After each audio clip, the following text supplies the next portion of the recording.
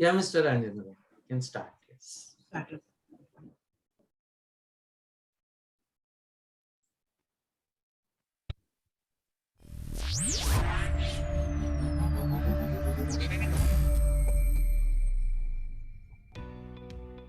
Evolving, complicated compliances, multiple networking platforms, and overload of information.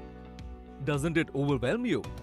Would you like a simple one-point solution for growth as an investment advisor?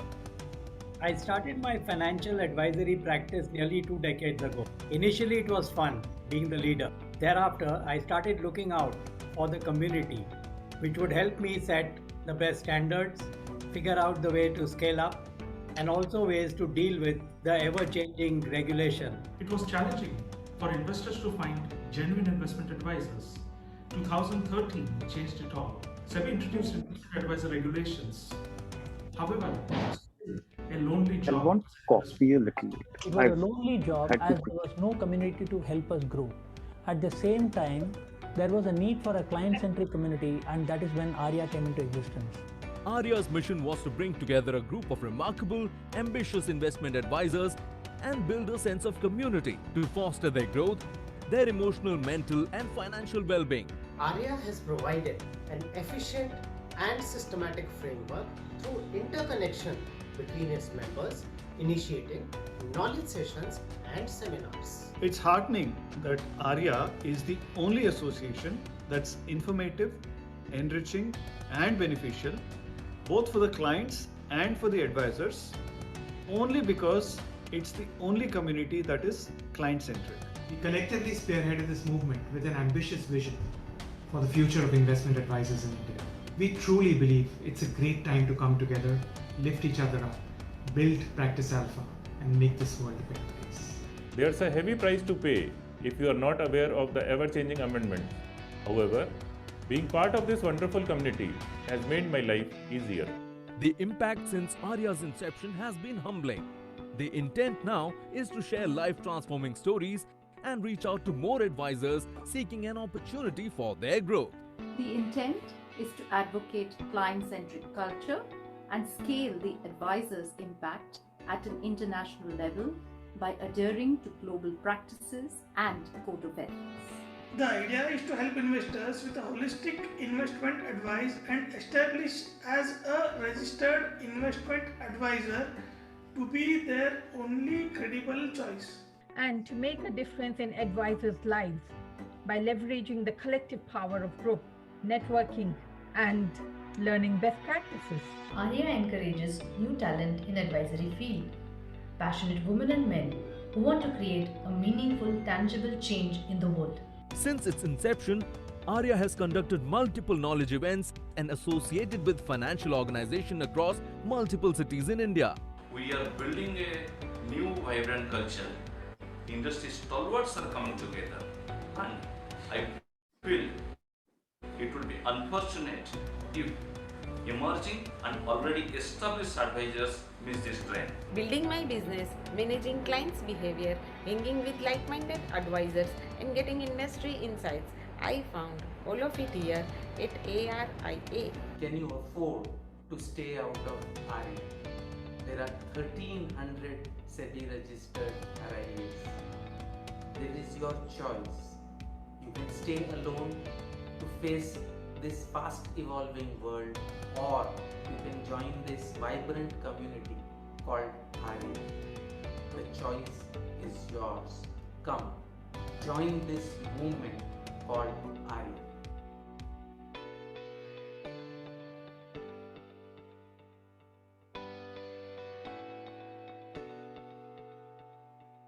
Contact us on our website www.aria.org.in/become a member.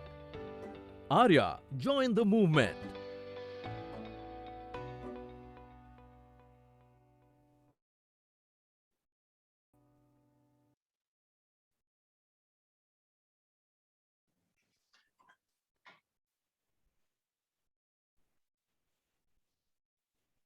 Good evening, ladies and gentlemen. A warm welcome to all of you. This is the launch of ARIA Truly Cares, which we had all been working for quite some time, and trust me, quite late in the evenings as well. I am Renu Maheshwari, one of the RIA's, ARIA member, and one of the founder directors of ARIA. I'll be moderating this event this evening so that we can have a fruitful discussion and wonderful engagement with the luminaries which we could muster together today evening. I would like to welcome our chief guest, the special person with whom we wanted to get associated for a long time, Mr. Kamath. Very warm welcome to you, sir. It's an honor to have you over here. Thank you. We have Mr. Pramod Rao. He's the special guest for the evening, and the number of things that we can talk about him is, I think the evening will be shorter for that. So we'll take it from there. Very welcome to you, sir. Nice to have you here today. Today we'll have the privilege of having both these gentlemen and talking about transmission of assets. Mr. Pramod Rao's paper, which he has very painstakingly put together, and an extremely wonderful document for all of us to be able to use in future, and to probably become a path breaker for all the problems that we are facing in terms of transmission. This is the Hindu month of Shraddh. I think we could not have paid a better tribute to the departed souls due to COVID. At least help the people left behind in taking care of their lives and the wealth that they have left behind. While Harsh will talk about ARIA Truly Cares a little later, let me elaborate on this designation, RIA, SEBI Registered Investment Advisor. What is this RIA as a designation, and what does it mean? It literally means SEBI Registered Investment Advisor. And this is a relatively new breed of professionals that came into being with SEBI's new regulations of SEBI Registered Investment Advisor Regulations of 2013. While there are a lot of rules that must be complied with to be able to become an RIA, the major ones and the biggest defining trait is fiduciary relationship with the investor. How do you develop that fiduciary relationship is something which SEBI has also put down in a lot of compliance rules based on qualification, experience, capital adequacy, fee charging mechanism. A lot of people say the entry barrier has become too high for RIAs, but we do believe that it will help us develop a society, develop a profession which is actually which will be able to help people and bring their standard of living and bring prosperity to them. An RIA is the advisor who is expected to provide holistic, client-centric financial planning and investment advisory services. I'm sure 50% of the crowd over here is the advisory crowd, but then there are a lot of other people who do not know about it. So a little bit of a mention was needed. The second thing that we are talking about today is ARIA, that is Association of Registered Investment Advisors. You can see the logo behind me, Harsh, and Mr. Kamath. We all are representing and sharing that logo. What does ARIA mean to people? Rather, I would use the word to the board members and the people and the volunteers who are working day in and day out with one or the other event. It means a whole lot. It means that this is an association which has brought together all the RIAs on a platform. I'm sorry, I needed this one. It's a Section 8 company formed by the RIAs with a vision to establish RIAs as the gold standard for holistic independent advice. And today, on 30th September, we go for the launch of ARIA Truly Cares. This is an initiative by ARIA.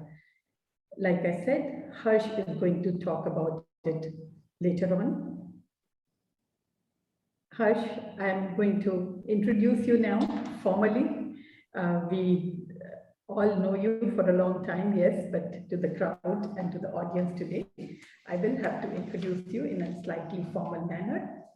And Harsh is going to tell us more about what have we been doing in ARIA Truly Cares and what do we want to go ahead and do in this particular initiative. Harsh is a chartered accountant by qualifications. He runs a SEBI registered investment advisory firm, and the name is Fee Only Investment Advisors LLP. Only he could have thought of that name. Okay, I had to say this today. Harsh cut his teeth at ICICI Bank and was involved in launching the retail lending business at ICICI. He ran startup firms apnaloan.com and apnapaisa.com before starting the investment advisory practice. A personal finance and tax expert, Harsh writes a fortnightly column, Truth Be Told, in Business Standard, and is also the vice chair of ARIA. And he is the go-to person whenever we need some legal and technical help in any of these issues. So nice to have you today, Harsh, and please do tell all of us about ARIA Truly Cares initiative and what we aim to achieve it. Thank you very much. Thank you.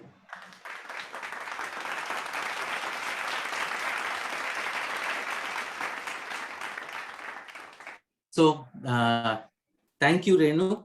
And, let me just start with a very sort of a provocative questions.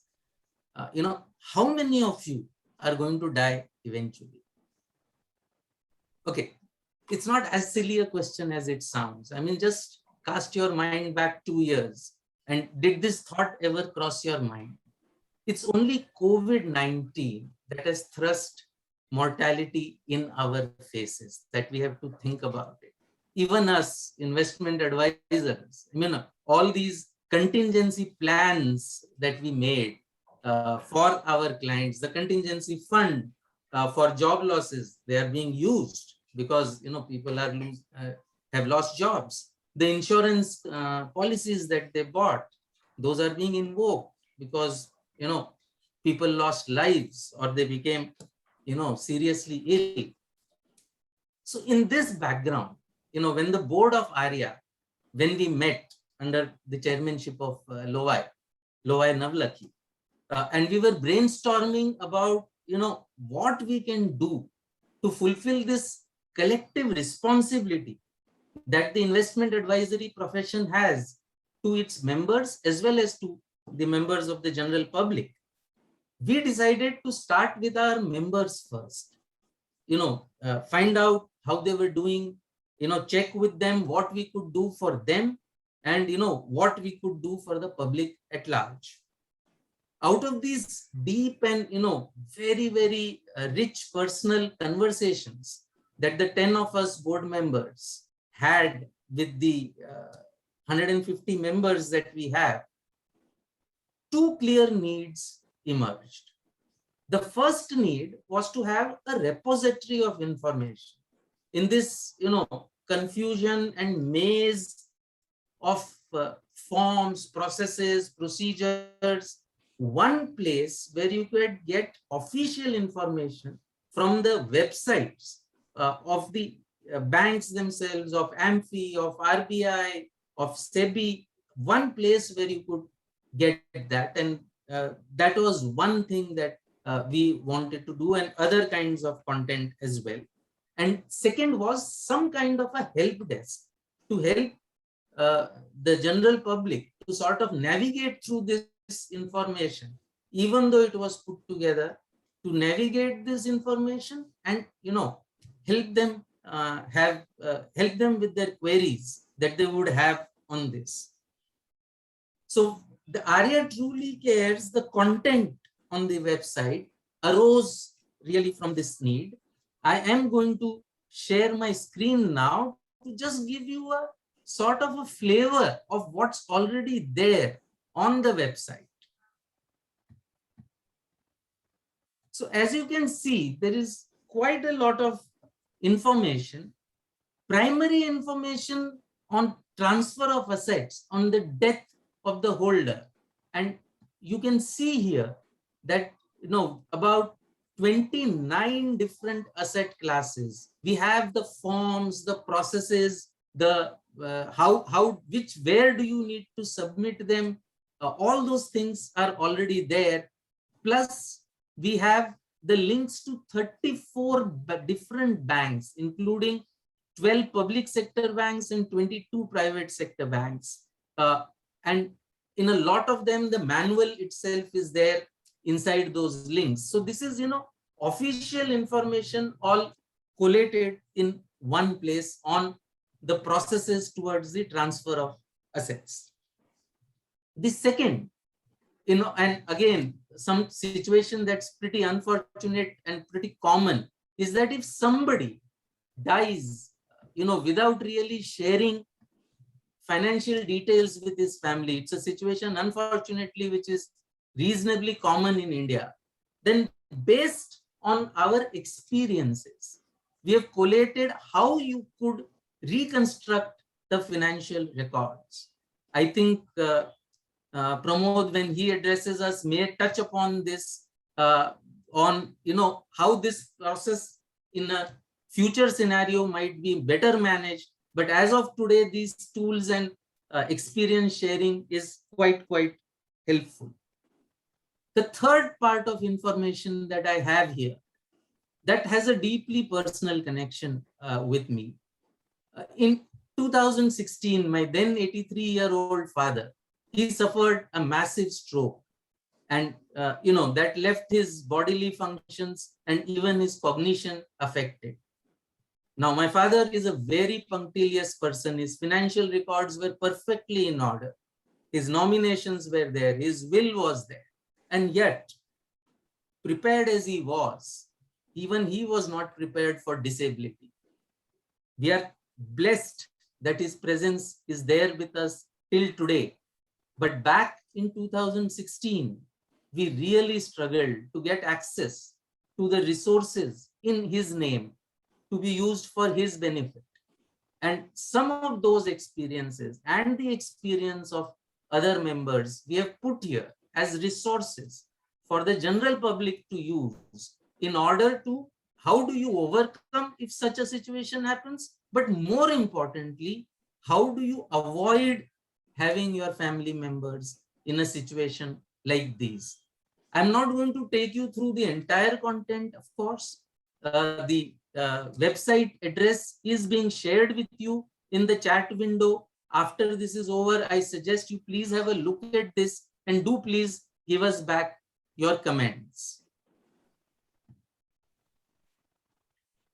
The second part of ARIA Truly Cares was this help desk that is necessary to basically, as I said, help the general public to navigate through this information and solve their queries, which is the ARIA help desk. Along with this, while all this was happening, I think we realized that this succession process itself was very tedious, making of wills, certifying them in courts, etc. It was very tedious. And, we were looking to see how we could have communication and dialogues to sort of make this process simpler. And, we were very lucky that we spoke to Mr. Pramod Rao, who had already written a very brilliant paper on reimagining nominations. And we brainstormed with him, gave him some inputs. And that is the genesis of the paper that he has written today, the Reimagining Nominations, Making Successions Smoother and Simpler. And we have spotlighted the changes that are required in bank accounts and safe deposit lockers, in mutual funds, and in dematerialized securities. In the future, very quickly, we would bring out spotlight papers for other asset classes, retirement benefits, provident funds, NPS, small saving schemes, at some point of time, even immovable property. And I think Pramod Rao will speak more about this when he speaks. What I really want to mention that ARIA has been extremely fortunate in getting support from Kamath sir in this effort for us, by us, of making succession smoother and simpler. He has provided valuable inputs, suggestions, He has written this foreword for this white paper, and he supports to all these efforts to seek the changes recommended in the white paper. I assure you, sir, that with your support and with your blessings, we will seek to foster communication, dialogue, and strive to get these changes actually implemented as quickly as possible, sir. To all of you, I want to say that investment advisory is not just about making financial plans, helping you execute them, helping you stay on course, and maintaining a fiduciary responsibility, putting your interest above our own. All that is anyways required regulatorily. But above that, I want to assure you on behalf of ARIA that the investment advisory profession will play an important role in the development of a robust support and a protection ecosystem for all investors. Thank you very much, and it's back to you. Thank you very much.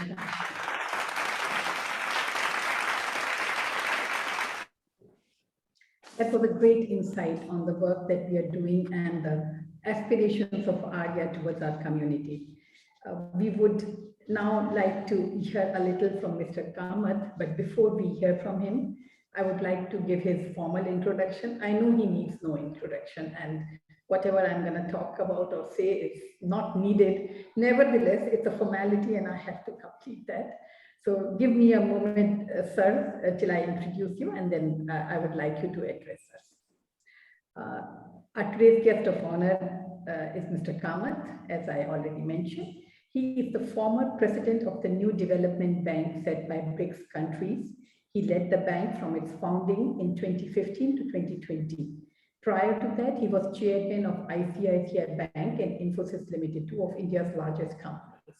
After completing his engineering studies, Mr. Kamath graduated from the IIM Ahmedabad in 1971 and started his career with ICICI in project finance. He then set up several of ICICI's new businesses as well as handling general management positions. That is something, at a personal note, I would like to share the impression that as a youngster at that time I had about Mr. Kamath, because I met few women project engineers from ICICI in my new job in Indore. And I was really very happy to see that, organizations are encouraging women to travel around and take up these project jobs, which were quite a male domain earlier. That was my first introduction with Mr. Kamath personally. In 1988, Mr. Kamath joined the Asian Development Bank in Manila. Mr. Kamath returned to India in 1996 to take over as managing director and chief executive at ICICI, which later merged with ICICI Bank. Mr. Kamath was conferred the Padma Bhushan, one of India's highest civilian honors, in 2008. He has received widespread recognition internationally and in India, including being named CNBC's Asian Business Leader in 2001, Businessman of the Year by Forbes Asia, and Business Leader of the Year by the Economic Times. That was in 2007. Mr. Kamath has been president of the Confederation of Indian Industry, which we popularly know as CII, the country's apex industry association, and of course a co-chair of the World Economic Forum's annual meeting in Davos. Really an honor to have you over here today, sir, and a privilege to be able to talk to you. Please do address our audience and give us a better insight of things. Thank you very much. Thank you, Renu. Good evening, friends. And let me thank RIA and the leadership team for inviting me, having me here today. When Harsh talked about this, I readily agree. Because this is a subject that has been in my mind for a long time, meaning going back almost 20 years to the time I took over as CEO of ICICI Bank. One of the first things that I had to face, it must have been around 2002, was an email from a customer who was facing all sorts of challenges in basically succession, transmittal of assets held with the bank. And I talked to our people, and I found that we had very little knowledge on how this process works. We must, I must admit in retrospect, we were a young bank, and we had to take steps to firstly educate ourselves, then provide service to our customers in this, what I call very difficult times that the customer would have faced. We tried our best at that point in time, and I think bank became probably a better, informed party in terms of how to deal with this. But when Harsh pointed out the things that needed to be done, again, it was like, to me, again, revisiting the past. I must also say that I went through a personal tragedy in the last couple of months, and I had to personally go through this entire process in terms of both, all the succession that happens. Now, the bank that I was working with and the accounts were in a fair shape. And indeed, I can say that compared to 2002 or 2001, today it is much better. But even there, I must say that with all, let us say, the resources I had, the type of service I got from the concerned bank, it took me probably 3 Zoom meetings with the various bank people to educate myself, understand the processes, look at the documentations. There are 2 parts to this. One is, the first is the transmitter, and then simultaneously, if you are to nominate, how do you go about it? And I would again suggest to the leadership of ARIA that you need to look at the second part also, handholding the customer that you are advising on what he does now, once the asset has come to him, what sort of nominations, what does he have to think through, and how does he go through, so that can be put in context with the bank. So I had, I would say, 2 Zoom meetings with the bank people. I had probably 1 or 2 meetings with the general counsel of the bank, and finally I had a face-to-face meeting with the bank officials to do the documentation. I'm delineating this for a purpose, that it is not everybody who can do this. It is not everybody who can reach out to somebody for help, for a simple reason that they may not know whom to reach out. The bank maybe, I will go on to say that bank probably is willing to help, but they do not know. The party which needs help at this point doesn't know whom to reach out. And I was privileged in that context because I could pick a phone and figure out who I need to reach out. So I think this, what you are now doing is, I use a phrase, yeoman service. This is something, service beyond normal in times of pain for somebody. Then the second part of my experience in going through this personally was that the banking side is a standard set of forms. I do not know the 32 banks whether they have the same forms. I don't know. I know that a bank has got a set of forms. But when I looked at the mutual fund part of it, just working with 3 mutual funds, I found that 3 mutual funds had 3 different set of forms, completely different. So now, if there are 32 banks and they have different forms, I'm saying I don't know whether they have different forms, they have different forms, and you've got X number of mutual funds, and I saw 3 of them and 3 of them were different. So if there are X number, are there X number of mutual funds? I can imagine what, as advisors, how difficult it would be for you. And of course, then I go 1 step up or down. You can imagine how difficult it is for your customer if he were not assisted by you, if he was on his own, to get closure and completion on this aspect. That, I think, was a wake-up call. And that it's at that point in time that Harsh came out and said that this is what we have prepared. And when I looked at it, it was like everything was there in one piece. And I'm sure, when the white paper is released, you will find that the work done by ARIA and the work done by Pramod Rao, I think how it gels into this. Now, let me put that work that is to be done in context. The way I see it is today, let me start with 20 years back. 20 years back, digital was just starting, still in the physical world. So going beyond maybe having a set of protocols and things like that to handle this, there was little that you could do in terms of digitalizing the process. But in a world where today, well, why a world? In an India where today you have the India stack, capable of doing a whole lot of things, And we have seen the sort of leapfrogging that has happened in just the last 1.5 years in terms of technology use in everything that we do around us. My view is that this work that you have done could very easily be codified to be digitalized, in the sense that it becomes a common set of digital forms, common set for banks, common set for for mutual funds and so on, and for all banks consolidated on one portal, as it were. And then, if you advise, and if the banks and the mutual funds also advise, like an evangelical process, their customers that this is what you need to do, so that at one press of a button, your problems when you are in pain, when you lost somebody, get minimized dramatically. And my view was in that context when I looked at the work that the team had done and in the paper that is going to be released. There are three parts to this. There is there's simplification possible at the individual institution level. That is a bank or the mutual fund, or they could simplify. That's point number one. Then there is simplification possible with a little bit of effort from the regulator. Just a little bit of effort, maybe a little bit of push, handholding, and this good stuff.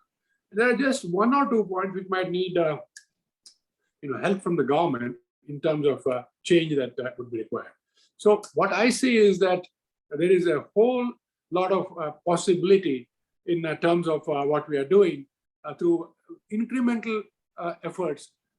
When I say incremental, I truly mean incremental, not rewriting the whole book, as it were, because technology has moved, the digital stack has moved, and we ourselves are capable of using this in a very effective way. So, as I say it, I would like to suggest to ARIA that set a timetable for yourself, set a time frame for yourself. The time frame I would say is, on the outside, you should set it as a 180-day time frame. Within 180 days, this can be done. In fact, in the bank, I used to love to say that there is a 90-day rule. And anything that you want to do can be done in 90 days, including a technology platform, including something that you need to do, which otherwise somebody says takes 2 years. You set 90 days, it will be done. Just so that you don't think that I'm fibbing. The entire process of the ADR listing of ICICI Limited was done in 84 days under the 90-day rule, when everybody around us told us that it will take 2 years. Not trying to talk about, I'm talking about the rule. Institution is not material in this case. What I'm trying to say is it will do good, because as was pointed out earlier, these are times where everybody is under stress. We are now in a lull. The third wave is not there. Hopefully it won't be there. But I think it is better to be prepared and work at speed for everyone, for the institutions concerned, for the advisors, and indeed for the people who will be affected by this. So I would suggest that keep at least a 180-day rule and try to make it in 90 days. Outside this room, probably it is good to talk of 90 days so that it gets ingrained in your minds. 180 days is too far to go.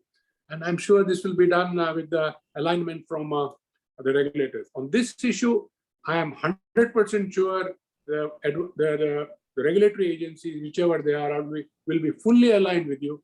And probably once you talk about this, they will push you to act faster than what can be done. So again, congratulations and compliments on the step taken.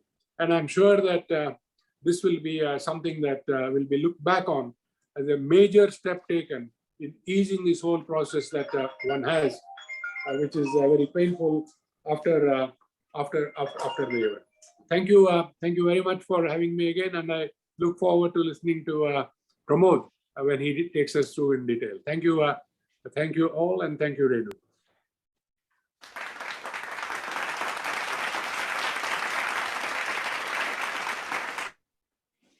Thank you very much, sir. Now I know what Harsh always keeps talking about you. I would now request you to inaugurate the help desk plaque, the ID, by displaying the plaque. We have the login details here of the help desk. As Harsh said, it would be there in your boxes, and I'm sure it will reach every one of you in real time. With no delay. Thank you.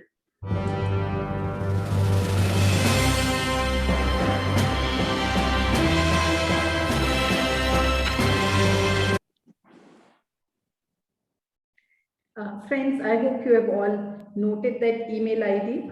It's ARIA truly cares at aria.org.in. This is an email ID where you can write to us. There is a team of supporters, volunteers, trained volunteers who will take the questions and answer them asynchronously.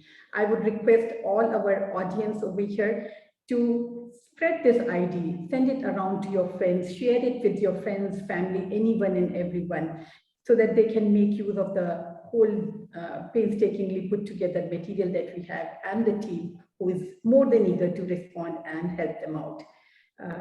Thank you very much, Mr. Kamath, for helping us out with that.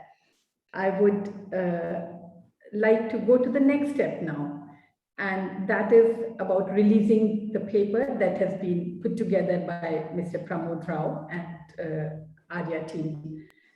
Would you like to do that? Yes, please. Do the honors. This is come out very well. I looked at, as Harsh said, a few drafts of it, and I was excited about it. This is the paper that will be released, and I'm sure we will have a key format.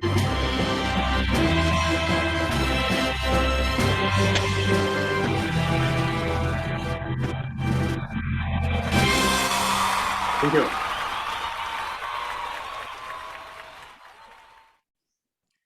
Thank you very much, sir. Thank you very much, Mr. Rao and Mr. Kamath and Harsh as well.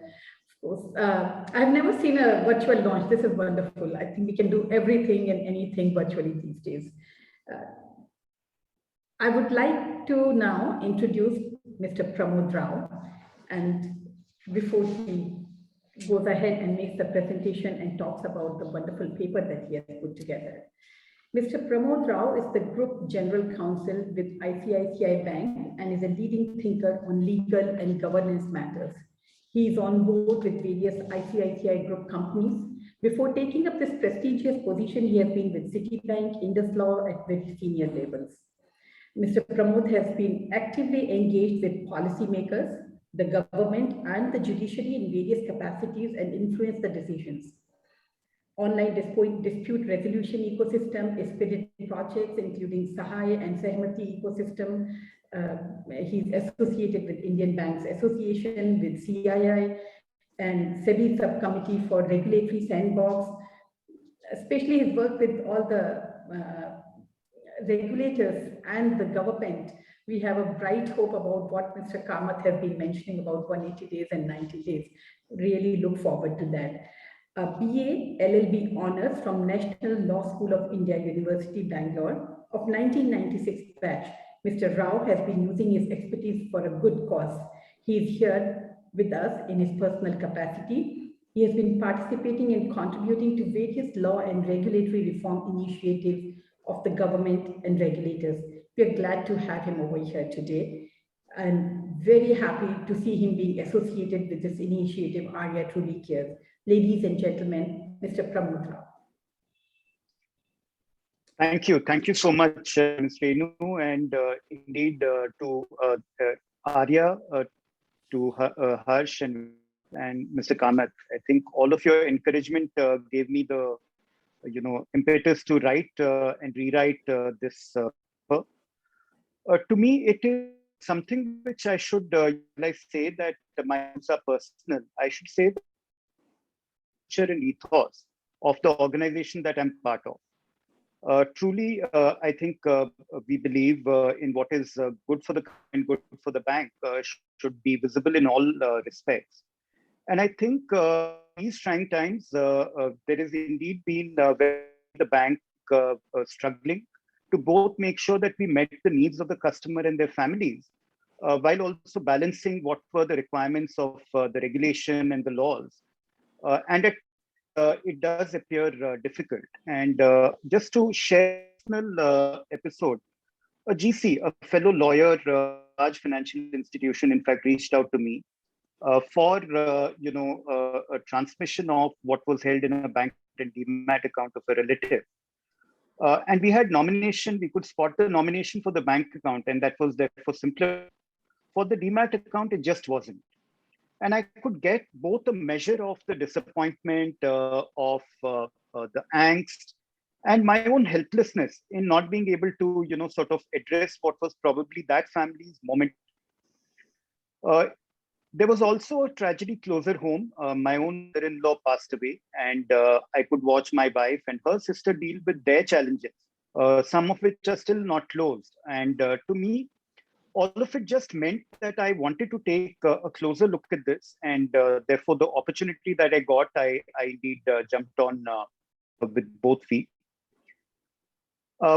Even as to talk about, and I have brief presentation during which time my video will probably be turned off. But before I get there, I wanted to, sort of talk about a few elements which many of us who've created some sort of assets, some sort of wealth base should sort of recognize.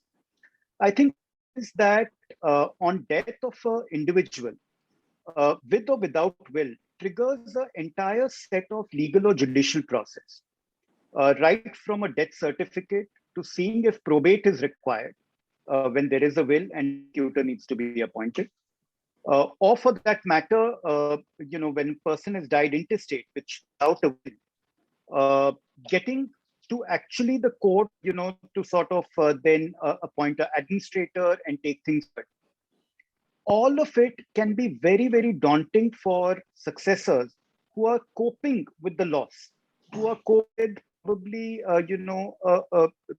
the loss of not just a family member, but probably even income. And the stark data point which I came across and which I want to sort of share is really,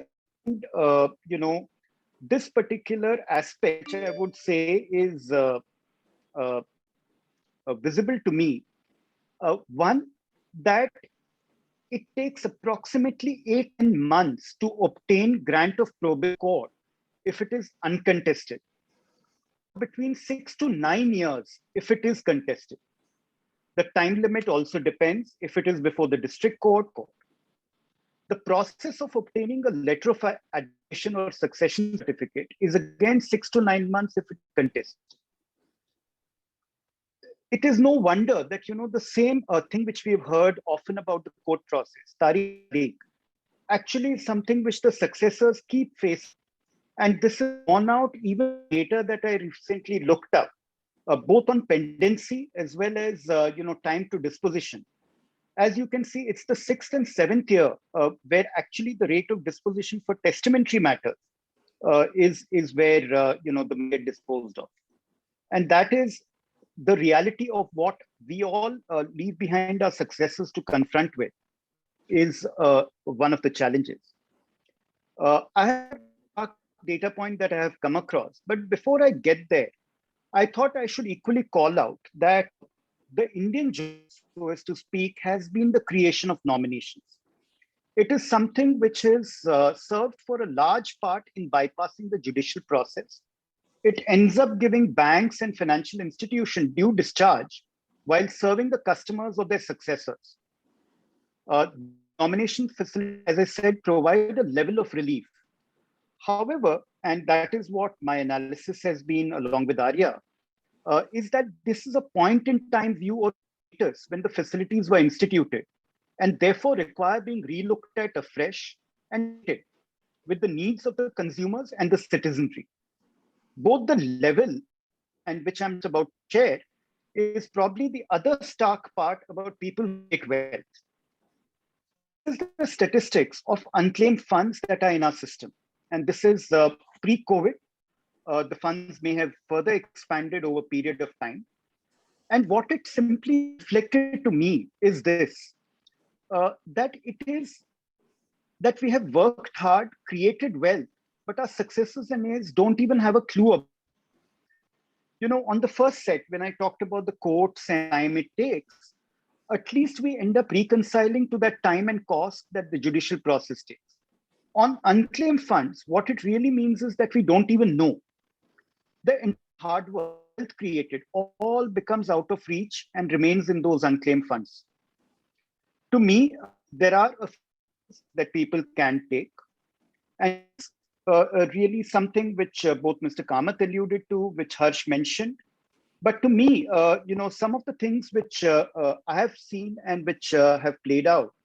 For instance, one is a handbook, and I remember its release, and there were very many friends who reached out and said they were looking at something like this, something which captures all of the emergency, all the details, not just financial, but everything else that one deals with, and indeed making a will. And I think I would this much about the will is that yes, there is a judicial and legal process. The way I look at it is that it is also something which allows your successors to have a sets that are surrounding you, that you have created.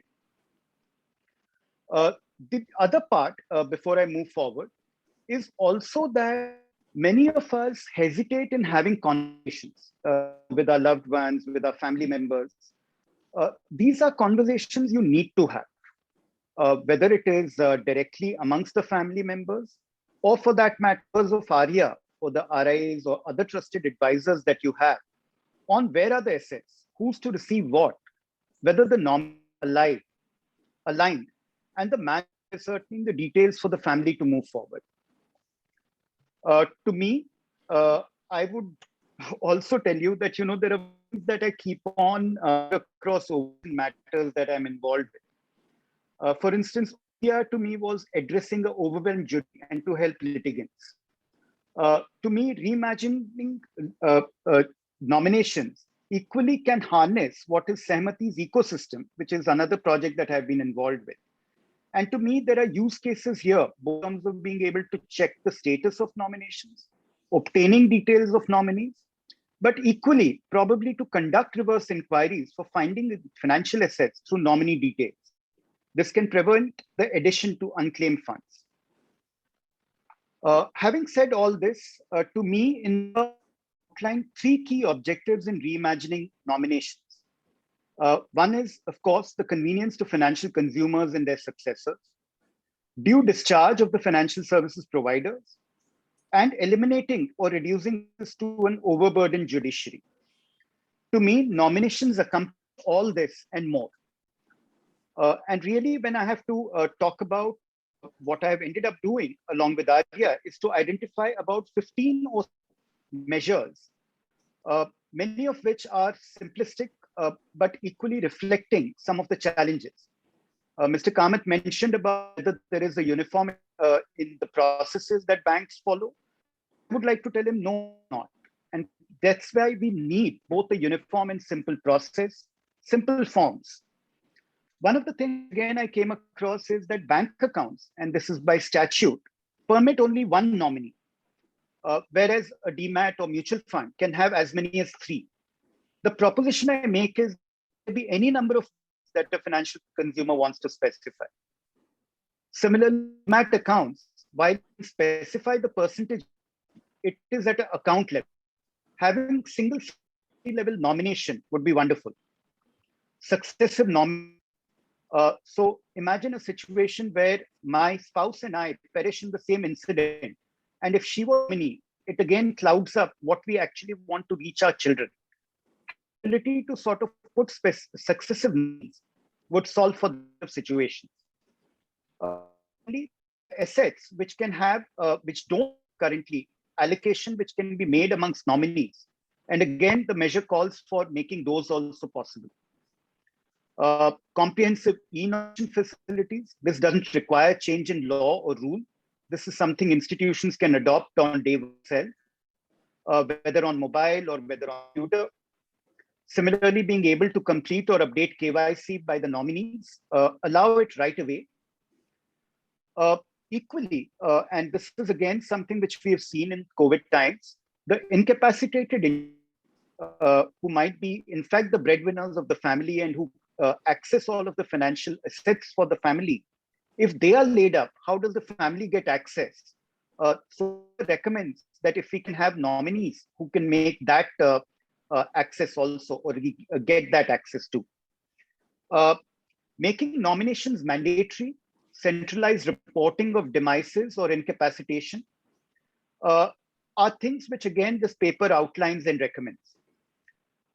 With all of the unclaimed funds that I talked about, they are charged with actually undertaking educational units And to me, that again is probably to espouse the cause of nomination is something those funds could consider doing.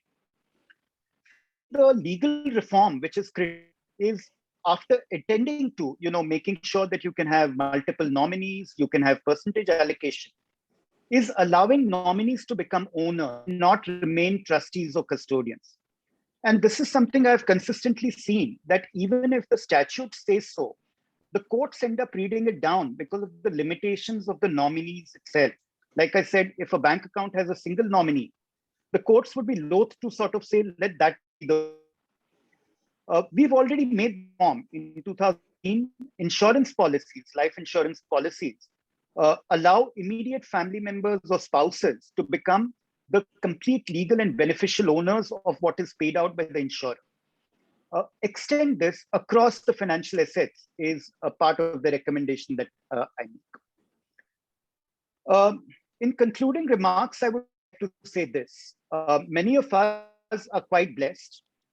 We are blessed in having created financial assets, in being able to lead the lives that we do.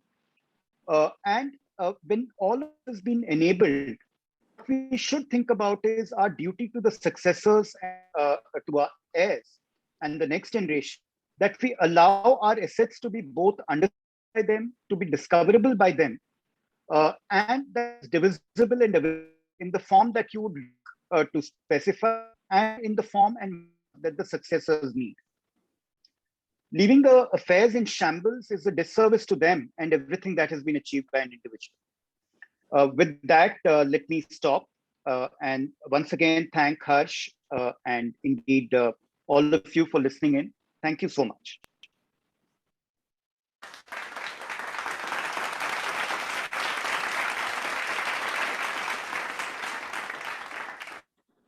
Thank you very much, Mr. Rao. That was indeed eye-opener. Someone just mentioned on the chat, if this happens, if this becomes a reality, the whole landscape will change, and so many people will live a less burdenful life, so to say. It will be easier for them to get what they deserve to get. Thank you very much, ladies and gentlemen. This brings us to the last segment of our today's session, and that is the most sought after one, I guess, Q&A with Mr. Kamath. Harsh will take those questions and pose them to Mr. Kamath. I think now the dais is on to both of you, Mr. Harsh and Mr. Kamath. Yeah. So good evening, sir. Good evening. So there are quite a few questions here, but I think due to the shortage of time, I'm just restricting them to 2 or 3. We have a question here. I think it says, India currently is fighting many problems due to the pandemic, preparing for a possible third wave, vaccination and medical supplies, other economic and social problems caused by the pandemic. In such a situation, how important is the whole issue around smooth and simpler succession? I think, sir, basically the question is, does this issue really deserve the attention of Mr. Kamath? I mean, when Mr. Kamath is there, we are talking GDP, economy, world economy. Does a smooth and simpler succession is an issue that is important? Actually, Harsh, I would say that this issue actually jumps ahead of the queue of anything else, because you have, in any way, you have to address the challenges of COVID and all that's happening. But this issue, in terms of what happens thereafter, is now upfront in front of you. A few years back, we had the luxury to say, I think you said it in this, and we thought that we are all immortal. I think mortality now has become in your face, as it were. And I think every one of us has to look at it. So to me, this is item number 1. If this was going to take 2 years, 3 years to do, then I would have thought, well, we can work on it, work slowly. But after seeing Pramod's work and what ARIA had done, to me, it's now very clear that honestly, it can be done in a much quicker time. I said 180 days or 190 days. I didn't mean it in jest.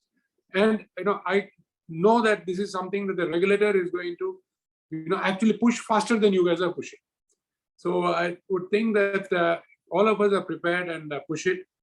Just sitting together with the regulators, you can get what you want by and large. I want to just put in context one other thing, Harsh. As Pramod was talking, it came to my mind, maybe as a banker or that, how do we click the button in terms of action that is required? Is it only the family or somebody has to do it, or can it be done otherwise? You see, again, you talked about the India stack, and we mentioned that earlier on. There's another stack there which helps in this whole process, that is Aadhaar. See, till I went through my pain, I did not realize that you need Aadhaar today for the death certificate. You need Aadhaar right from the process. Okay, so the Aadhaar is logged in there. So when the death certificate is there, forget the death certificate. Can we not have that registry, which is registering the death in each state, linked up to whatever number of banks, whatever number of mutual funds, total may not be more than 50. They have to press one button and they are all notified that your account holder basically has passed on. And they get a trigger, and then they can be proactive and take up the thing. Point that was made that all these accounts are unclaimed because people don't know. So as long as there's a nominee, and you guys have taken care to ARIA to see that there's a nominee, this whole process gets digitalized. So today, I think the digital process only blocks you to the extent of your imagination. If you imagine things, I think things will happen. And government actually on the other side is gone far ahead. I think at times they may not realize what they could do with in terms of public service. All you need is one or two what I call evangelical governments to go and push with this, and the rest will fall in place. State governments. Thank you, sir. I completely agree with you, sir. It is very, very important. There is a second question here. I think it's a slight continuation of the first one. It says that, here at the webinar today, we are saying that all of us put together, Pramod and ARIA, and we will try for the changes in regulation and processes to make succession smoother and simpler. How confident are you of the success of these efforts? And do you think these changes will happen quickly? But I mean, you have answered that actually already, sir. I have preempted that by putting a time limit. And if you ask me again, I'll say 30 days. So let's stay at 90 days. 180 days in the course of this 1 hour meeting, I brought to 90 days.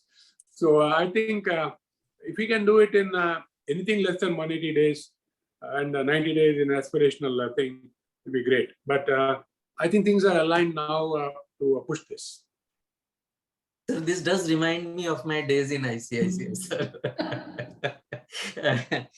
Sir, the last question actually comes from an investment advisory colleague, Dilshad Bilimoria.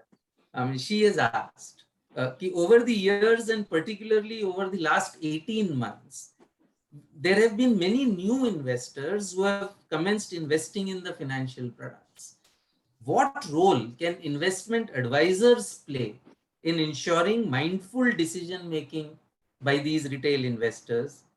And what role do you see the investment advisory profession play in the building of India as a strong and vibrant economy? Yeah, I think two parts really. Let me tackle the second part first. India will be built on basically the capital market process, whether it is the equity market or the debt market.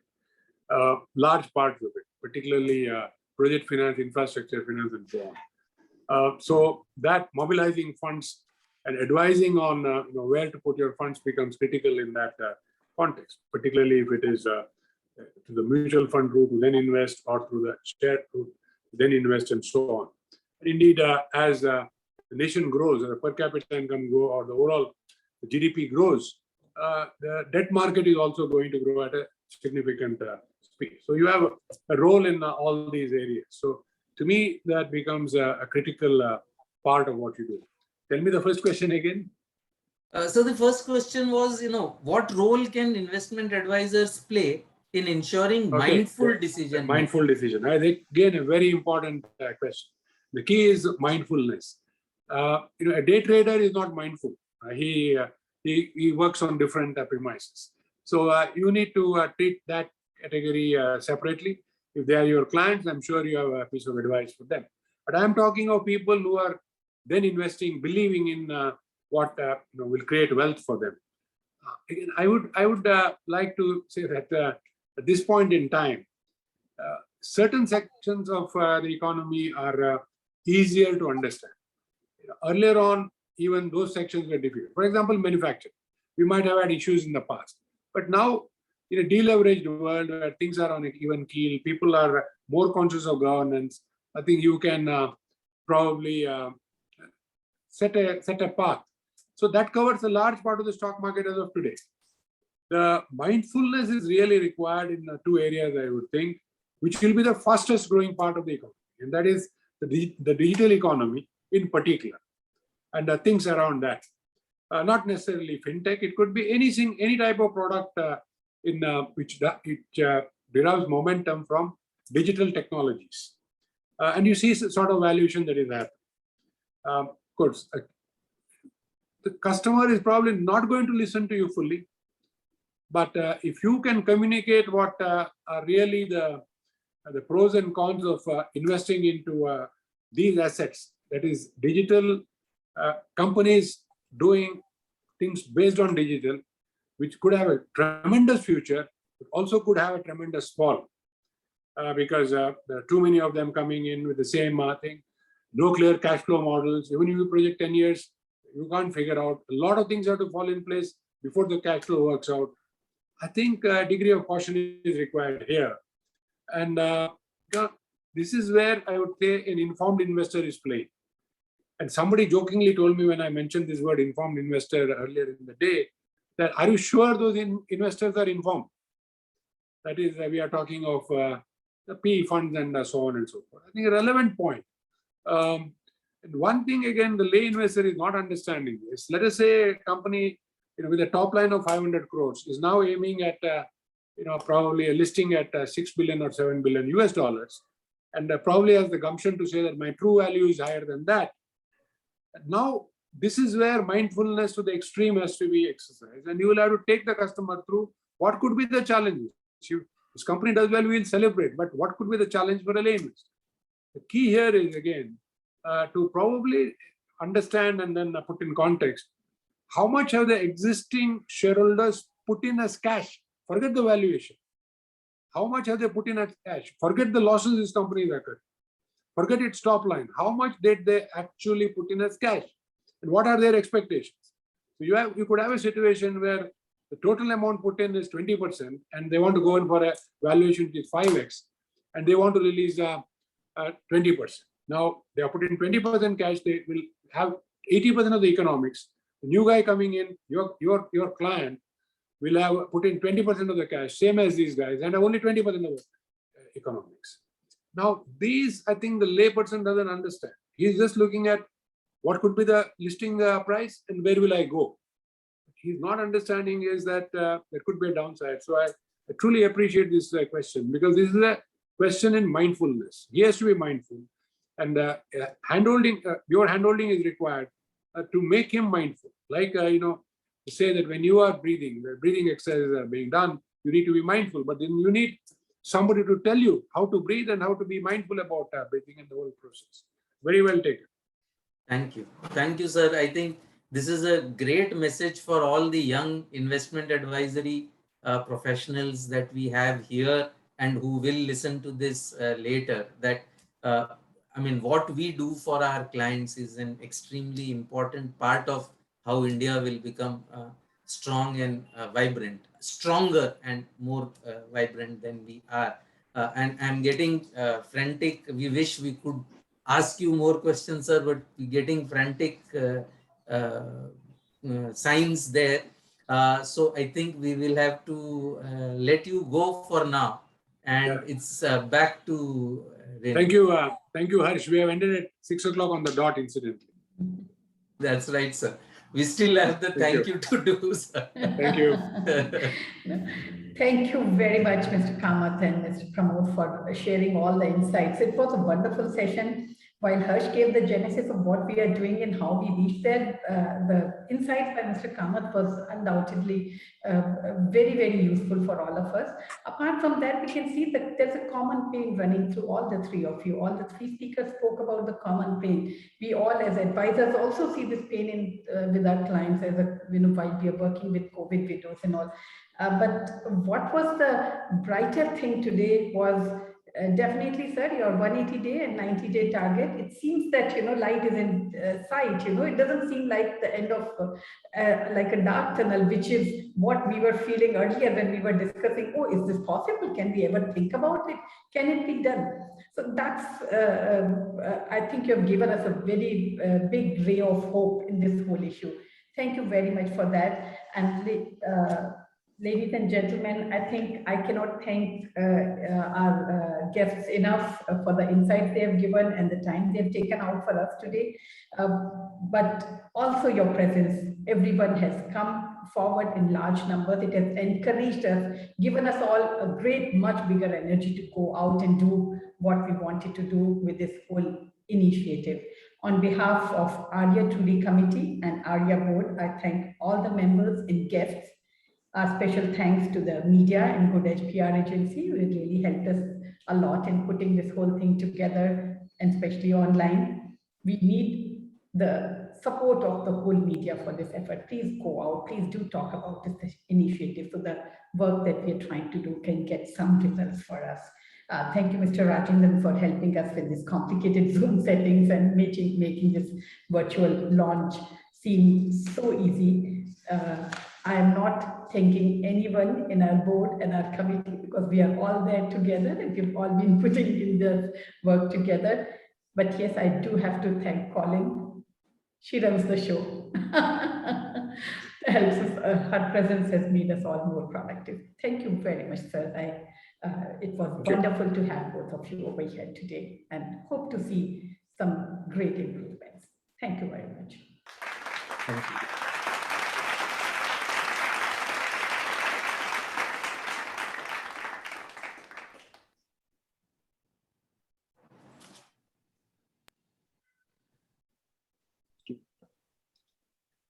Shall we? Thank you. Thank you, sir. It went well, sir. Thank you, ma'am.